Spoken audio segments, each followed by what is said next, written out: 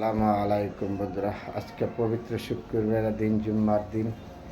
এই দিন আমাদের বিশাল বড় একটা নেহমতের দিন, ফজিলতের দিন।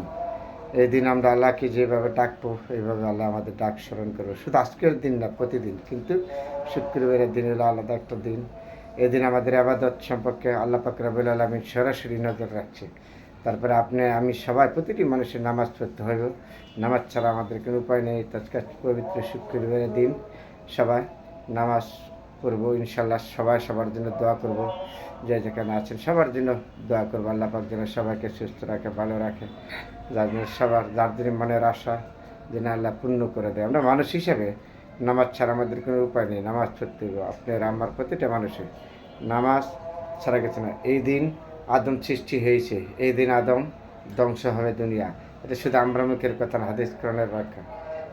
তারপরেও কী করতে হবে? যেগুলো ভালো জিনিস সেগুলি আমাদের ভালো বলতে হবে, খারাপ জিনিসগুলি খারাপ বলতে হবে।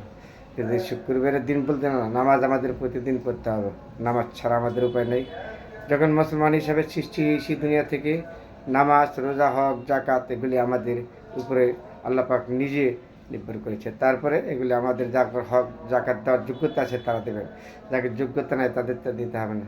তারপরে আমরা মানুষ হিসাবে এই দিনগুলি আমরা সবসময় আমরা পালন করবো ইনশাল্লাহ।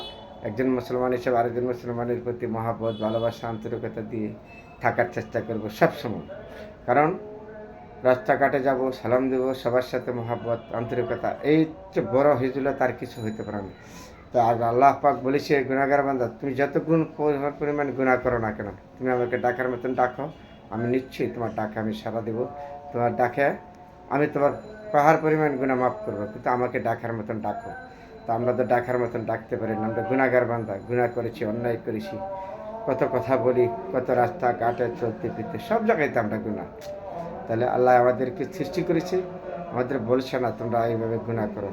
তারপর আল্লাহর কাছে দোয়া করি, আল্লাহ যেন আমাদেরকে সৎ পথে চলায়, সবাইকে সুন্দরভাবে চলতে পারি যতদিন মাটির উপরে বেঁচে থাকি।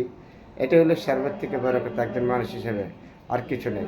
আল্লাহ পাক আমাদের মুসলমান প্রতিটি যেই যেখানে আছে, বিশ্বের আনালাকান আছে, প্রতিটি মানুষের জন্য দোয়া এবং শুভকামনা থাকবে। এর জন্য আমার জন্য আপনারা দোয়া করবেন, আমি আপনাদের জন্য করব। কিন্তু ফেসবুক ফ্রেন্ড, ফলোয়ার, ভাই বন্ধু, আমরা তো সবাই একত্রে সবাই মিলেমিশে থাকবো, একসাথে চলবো। দেখেন কত বড় মহাব্বত আমাদের একজনের সাথে আরেকজনের, কত যোগাযোগ আছে, 1 সেকেন্ডে যোগাযোগ করতে পারি। আল্লাহ পাক কি আর বুঝে না আমাদের সাথে? আপনার সাথে 1 সেকেন্ডে যে কোনো মুহূর্ত থেকে দুনিয়াতে আপনার চলে যেতে হবে, আমার চলে যেতে হবে। এই দুনিয়া চিরদিনের জন্য না, তাই কিছু নিতে পারবেন না। আসেন আমরা সবাই মিলেমিশে একসাথে চলি। আল্লাহ পাক রব্বুল আলামিন যেন সবাইকে সুস্থ রাখে। সবার জন্য দোয়া, আমার জন্য দোয়া করবেন।